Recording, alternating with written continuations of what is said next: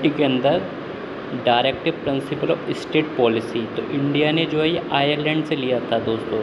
ये अधिकतर पूछा जाता है कि इंडिया ने कहाँ से लिया था, तो आयरलैंड से लिया था। पार्ट 4 के अंदर आता है, जैसा कि हम लोग जानते हैं कि पार्ट हमारे 25 है, जब पार्ट 4 के अंदर आता है directive principle of state policy, जिसके अंदर आर्टिकल 36 से लेकर आर्टिकल 51 तक आता है। तो संविधान राज्य की नीति के कुछ विशेष सिद्धांतों का उल्लेख करता है। तो जो डायरेक्टिव प्रिंसिपल स्टेट पॉलिसी है, ये जो है ना राज्य की, हालांकि ध्यान देने योग्य नहीं है, देश के शासन में सर्टेन मौलिक हैं और कानून बनाने में इन सिद्धांतों को लागू करना राज्य का कर्तव्य है। ये एक ऐसे हैं जिन्हें राज्य को लागू करना उनका कर्तव्य है। हमारा फंडामेंटल राइट्स नहीं है, हमारा क्या directive principle of state policy है। तो दोस्तों इसके अलावा हमें अंतर पता होना चाहिए फंडामेंटल राइट्स में क्या है कि ये हमारे मूल अधिकार हैं, स्वतंत्र लागू होते हैं, कोई लॉ बनाने की जरूरत नहीं, पर इसमें लॉ बनाना पड़ता है। ये लागू किए जाते हैं विधानमंडल द्वारा।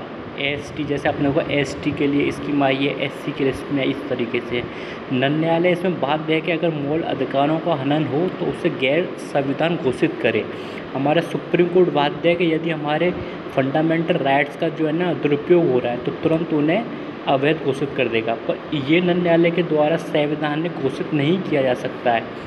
तो डायरेक्टिव प्रिंसिपल स्टेट पॉलिसी को मूल आत्मा का भी कहा जाता है। तो दोस्तों इसके अलावा हम लोग जानते हैं कि ये हमारा जो है पार्ट 4 के अंदर आता है, इसमें आर्टिकल 36 से लेकर आर्टिकल 51 तक है।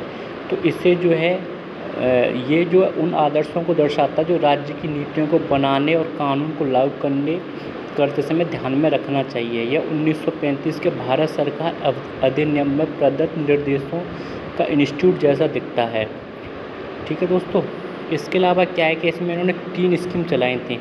Directive principle of state policy में 3 स्कीम आई थी, जिसमें पहला समाजवादी सिद्धांत, जिससे हम सोशलिस्ट प्रिंसिपल कहते हैं, दूसरा गांधीवादी सिद्धांत जिसे गांधीयन प्रिंसिपल कहते हैं, तीसरा था उदार वैदिक सिद्धांत जिसे हम वेस्टर्न लिबरल प्रिंसिपल बोलते हैं। दोस्तों इसके बाद हम लोग सबसे पहले बात करें समाजवादी सिद्धांत। समाजवादी को हो गया सोशलिस्ट प्रिंसिपल।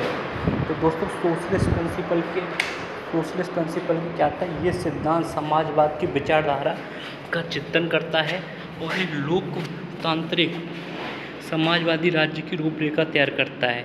वे राज्य के माध्यम से निर्देशित करते हैं। इसमें आर्टिकल 38, 39 से 41, 42, 43 है और अनुच्छेद 47 आते हैं। दोस्तों इसके अंदर गांधीवादी सिद्धांत जो है, तो ये गांधीवादी सिद्धांत जो है गांधी के विचारों के द्वारा लिए, गांधी के सपनों को पूरा करने के लिए उनके कुछ विचारों को डीएसपी में शामिल किया जाता है, जिसमें आर्टिकल 40, 43A, 46, 47 और 48 आता है। उसके बाद दोस्तों उदार वैदिक सिद्धांत आते हैं, इसमें आर्टिकल 44, 45, 48 से 49, 50 और 51 आता है। दोस्तों इसकी परिभाषा जो इस तरीके से आर्टिकल 36 हमारे लिए ज़्यादा इंपॉर्टेंट नहीं है, जो इम्पोर्टेंट है दोस्त वो हमें पढ़ना चाहिए। 37 भी ज़्यादा इंपॉर्टेंट नहीं है, 38 हमारे लिए बहुत इंपॉर्टेंट है। तो लोगों के स्वागतम के अवसर के लिए एक सामाजिक आदेश का पता लगाने के लिए। इसके अलावा इसमें ए में क्या दे रखा है, 38 का ए, राज्य लोगों के कल्याण को बढ़ावा देने और उनकी रक्षा करने के लिए प्रभावी रूप से प्रयास करेगा, क्योंकि यह एक सामाजिक व्यवस्था है जिसमें निर्णय सामाजिक, आर्थिक और राजनीतिक राष्ट्र जीवन के सभी संस्थानों को सूचित करेगा। तो आर्टिकल 38 जो ए जो है वो हमारे गुडविल के लिए बताया गया है। और सेकंड जो 38 का जो सेकंड है क्लॉज, उसमें क्या राज्य विशेष रूप से आय में असमानता को कम करने का प्रयास करेगा। तो स्टेट की जो है कि वो आय को जो असमानता करे, जैसे नहीं है कि किसी को ज़्यादा पैसा हो किसी को कम पैसा, उसका प्रयास होना चाहिए सबको समान पैसा मिले, और न केवल व्यक्तियों के बीच बल्कि विभिन्न क्षेत्रों में रहने वाले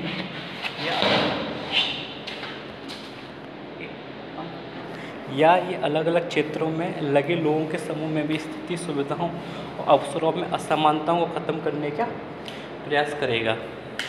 दोस्तों ये हमारे लिए बहुत ज़्यादा इम्पोर्टेंट है 38। उसके अलावा दोस्तों मैं आते हैं आर्टिकल 39 पे।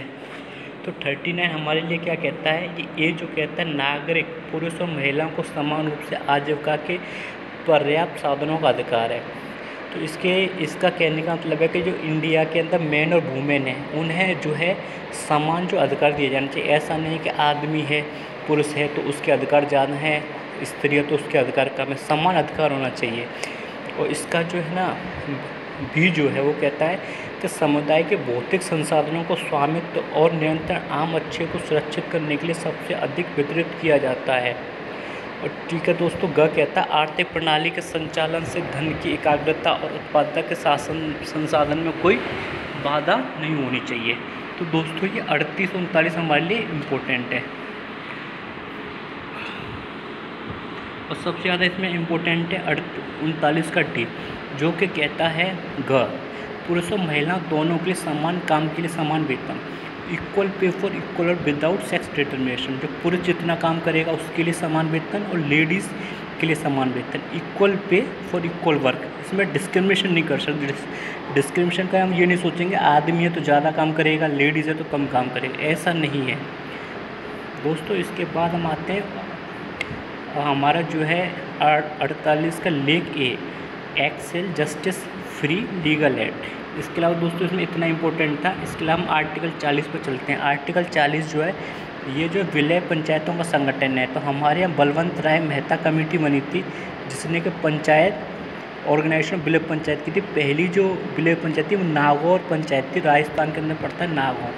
तो इसका मुख्य उद्देश्य है राज्य ग्राम पंचायतों को व्यवस्थित करने के लिए कदम उठाएं और उन्हें ऐसी शक्तियाँ और अधिकार प्रदान करें जो उन्हें स्वशासन की इकाइयों के रूप में कार्य करने में सक्षम बनाने के लिए आवश्यक हों। दोस्तों ये बहुत इंपॉर्टेंट है, पूछा जाता है विलेज पंचायत किस आर्टिकल में।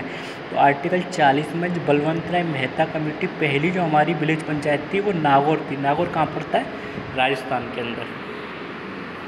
दोस्तों इसके बाद आर्टिकल 41, तो ये क्या है, कार्य क्षेत्र में काम करने के लिए शिक्षा और सार्वजनिक सहायता के लिए अधिकार। इसमें क्या, right to work to education. तो इसमें शिक्षा पर ध्यान दिया गया है। राज्य अपनी आर्थिक क्षमता और विकास की सीमा के भीतर बेरोजगारी, वृद्धावस्था, बीमारी और विकलांगता के मामलों में शिक्षा और सार्वजनिक सहायता के लिए और अवांछनीय के लिए अन्य मामलों में काम करने का अधिकार हासिल करने के लिए प्रभावी प्रदान करेगा। तो दोस्तों इसमें क्या, हमारे राज्य की जिम्मेदारी है हम सबको नौकरी देने की। तो दोस्तों उसमें क्या करता है, उसी हिसाब से एग्ज़ाम निकालता है। तो हम जो है सुप्रीम कोर्ट जाके इसके खिलाफ नहीं आ सकते कि हमें जो जॉब चाहिए, क्योंकि देश के नागरिकों को कहेगा जॉब ने दे रखी है, यूपीएससी में जाओ, एसएससी में, रेल में जाओ, बैंकिंग में जाओ, या यदि आप पढ़े लिखे नहीं तो मनरेगा में जाओ। मनरेगा भी जो है इसी के तहत है। ये पूछा जाता है मनरेगा किस आर्टिकल में लागू होता है, तो आर्टिकल 41 है दोस्तों, ये बहुत ज़्यादा इंपॉर्टेंट है।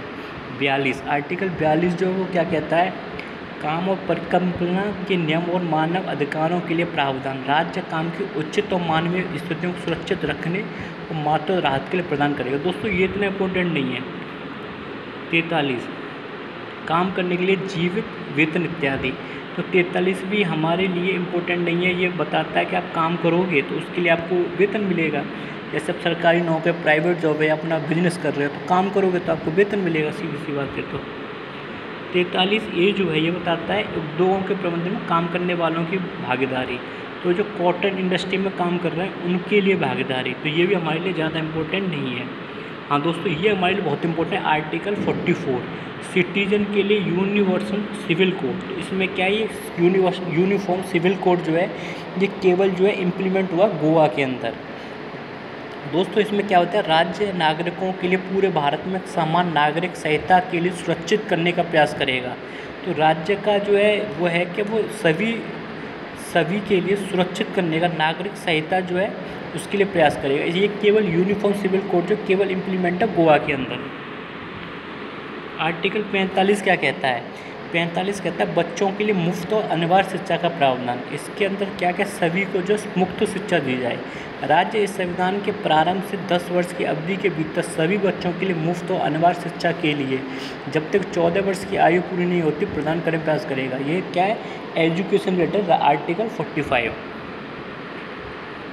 आर्टिकल 46 जो है ये किसके लिए, अनुसूचित जाति और अन्य पिछड़े वर्ग के लिए शैक्षणिक और आर्थिक साक्षरता की प्रगति। दोस्तों ये इंपॉर्टेंट है। आपने देखा होगा बहुत सारी जो है ना स्कीम चलाई जाती है प्रमोशन के लिए, एजुकेशन ही और economic intensive schedule caste, schedule tribals और अदर वीकर सेक्शन के लिए। इसके अलावा दोस्तों आर्टिकल 47 जो है, 47 होता है सार्वजनिक स्वास्थ्य को बढ़ावा देना। तो इसमें क्या है कि गवर्नमेंट जो है गवर्नमेंट जो है आपको वो देती है कि आप जो गुटखा ना खाएं, बीड़ी ना पिएं, लिकर ना लें। उस पर जो उसका एडवर्टाइजमेंट रहता है उस पर 70% पे वो पूरा मोहर लगाती है। तो ये अपनी ओर से पूरी प्रयास करती है, फिर भी लोग जो है बीड़ी गुटखा खाते हैं दोस्तों। आर्टिकल 48 कृषि और पशुपालन का संगठन। तो इसके अंदर क्या है, ये मना किया गया है कि आप जो है जो जानवर जो है दूध देता है उसका आप है ना मांस नहीं खाएं।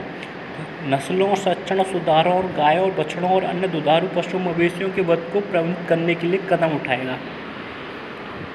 48 ये भी कहता है सुरक्षा और सुरक्षा बलों के संबंध और सुधार। अच्छा, राज्य पर्यावरण की रक्षा करना, ये 48 का ये पूछा जाता है किसमें पर्यावरण की रक्षा करता है। तो आर्टिकल 48 जो है इसमें पर्यावरण की रक्षा करता है। फिर आर्टिकल 49 राष्ट्र महत्व के साधनों, योजनाओं, उद्देश्यों का संरक्षण। तो इसमें क्या है कि जो हिस्टोरिकल मोनूमेंट जैसे आगरा का ताजमहल, लाल किला दिल्ली का, तो ये आपको क्या प्रिजर्व रखना है, आपकी जिम्मेदारी है, ये हम सब की जिम्मेदारी है, राज्य की जिम्मेदारी है, लोगों की जिम्मेदारी है, ये सभी की जिम्मेदारी है दोस्तों। आर्टिकल 50 क्या कहता है, राज्य न्यायपालिका को राज्य की सार्वजनिक सेवाओं में कार्यपालिका से अलग करने के कदम उठाएगा। तो इसमें क्या है, सेपरेट करेगा जुडिशरी फ्रॉम एग्जीक्यूटिव से। और दोस्तों लास्ट रह गया है आर्टिकल 51 अंतर्राष्ट्रीय शांति और सुरक्षा का प्रसार। तो इसमें क्या है, इंटरनेशनल पीस एंड एमिटी। तो दोस्तों ये हमें याद रखना चाहिए, पार्ट 4 के अंदर आता है directive principle state policy, article 36 to 51। Thank you दोस्तों।